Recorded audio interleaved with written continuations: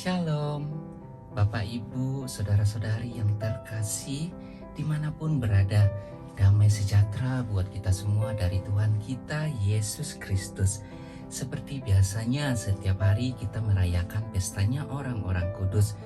Nah, di hari ini, hari Rabu tanggal 16 Februari tahun 2022, kita merayakan pestanya Onesimus pelayan Filemon martir.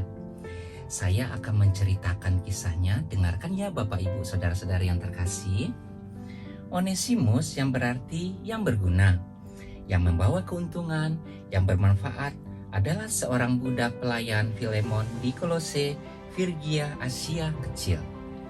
Rupanya ia pernah melakukan suatu perbuatan curang terhadap Filemon, majikannya, sehingga ia melarikan diri ke Roma karena takut. Di sana ia bertemu dengan Paulus. Pertemuan ini membawa berkat baginya. Paulus dengan sabar dan penuh pengertian mengajari dia kebenaran-kebenaran iman Kristiani, lalu membaptisnya menjadi pengikut Yesus Kristus. Perlakuan Paulus yang penuh kasih terhadap dirinya itu mendorong dia menjadi pelayan Paulus yang mengikuti Yesus yang setia. Filemon, majikan Onesimus, adalah orang yang terkenal di Kolose. Ia dipermandikan oleh Paulus di Kolose. Rumahnya di Kolose dijadikan sebagai tempat pertemuan dan pusat perkumpulan umat Kristen di bawah pimpinan Paulus. Menyaksikan peristiwa yang dialami Onesimus, Paulus segera mengirimkan sepucuk surat kepada Filemon dengan perantaraan muridnya Tikhikus. Dalam surat itu, Paulus meminta kepada Filemon agar ia sudi menerima kembali Onesimus tidak sebagai budak lagi, melainkan sebagai saudara terkasih. Surat itu disambut Filemon dengan senang hati karena rasa hormatnya yang tinggi kepada Paulus. Hal itulah yang kiranya menggugah Onesimus untuk menjadi rasul Yesus yang setia. Cinta kasih dan kebaikan Paulus sungguh luar biasa.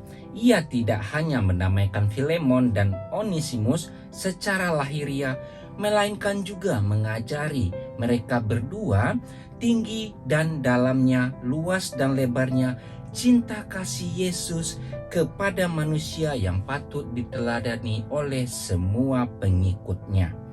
Dengan kebijaksanaan Paulus dalam suratnya mengusahakan agar Filemon memberi kebebasan kepada Onesimus sambil berharap supaya Onesimus kembali kepada Paulus. Menurut tradisi yang diwariskan oleh Santo Hieronymus, Onesimus kemudian menjadi seorang pengkhotbah dan penyebar iman Kristiani, lalu menjadi uskup mungkin di Efesus menggantikan Santo Timotius. Melihat keberhasilan Onesimus, maka prokonsul di daerah itu menangkap dan menyiksanya, lalu mengirimnya kepada Tertule, gubernur Romawi. Di sana Onesimus dipenjarakan selama 18 hari. Setelah dibebaskan, Onesimus mengunjungi Ponsales dan mulai mengajar dan berkhotbah lagi. Ia berhasil memikat hati umat dan memperbandingkan banyak orang. Karena keberhasilan itu, lagi-lagi Onesimus ditangkap dan dipaksa oleh Tertule untuk menyembah dewa-dewa kafir Romawi. Tetapi dengan tegas Onesimus menentang Tertule. Akibatnya, tangan dan kaki Onesimus dipotong lalu dirajam hingga mati secara menggenaskan. Nah, begitulah cerita singkat tentang Santo hari ini. Semoga Bapak Ibu Saudara-saudari yang terkasih semakin diberkati oleh Tuhan kita Yesus Kristus. Terima kasih. Hari ini kita akan lanjut untuk membacakan dan mendengarkan renungan liturgi Katolik. Terima kasih, Tuhan Yesus memberkati. Hari ini hari Rabu tanggal 16 Februari tahun 2022. Bacaan pertama diambil dari Yakobus 1 ayat 19 sampai 27. Hai saudara-saudara yang kukasihi, ingatlah hal ini. Setiap orang hendaklah cepat untuk mendengar, tetapi lambat untuk berkata-kata, dan juga lambat untuk marah. Sebab amarah manusia tidak mengerjakan kebenaran di hadapan Allah. Sebab itu, buanglah segala sesuatu yang kotor dan kejahatan yang begitu banyak itu, dan terimalah dengan lemah lembut firman yang tertanam di dalam hatimu yang berkuasa menyelamatkan jiwamu. Tetapi hendaklah kamu menjadi pelaku firman dan bukan hanya pendengar saja. Sebab jika tidak demikian, kamu menipu diri sendiri. Sebab jika seorang hanya mendengar firman saja dan tidak melakukannya, ia adalah seumpama seorang yang sedang mengamati mukanya yang sebenarnya di depan cermin. Baru saja ia memandang dirinya, ia sudah pergi atau ia segera lupa bagaimana rupanya. Tetapi barang siapa meneliti hukum sempurna, yaitu hukum yang memerdekakan orang, dan ia bertekun di dalamnya, jadi bukan hanya mendengar untuk melupakannya, tetapi bersungguh-sungguh melakukannya, ia akan berbahagia oleh perbuatannya. Jikalau ada seorang menganggap dirinya beribadah, tetapi tidak mengekang lidahnya, ia menipu dirinya sendiri, maka sia-sialah ibadahnya. Ibadah yang murni dan yang tak bercacat di hadapan Allah, Bapa kita, ialah mengunjungi yatim piatu dan janda-janda dalam kesusahan mereka dan menjaga supaya dirinya sendiri tidak dicemarkan oleh dunia. Demikianlah sabda Tuhan.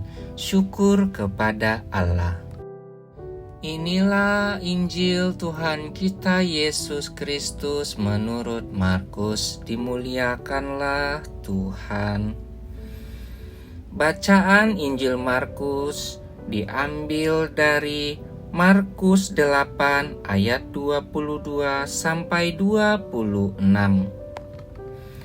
Kemudian tibalah Yesus dan murid-muridnya di Betsaida.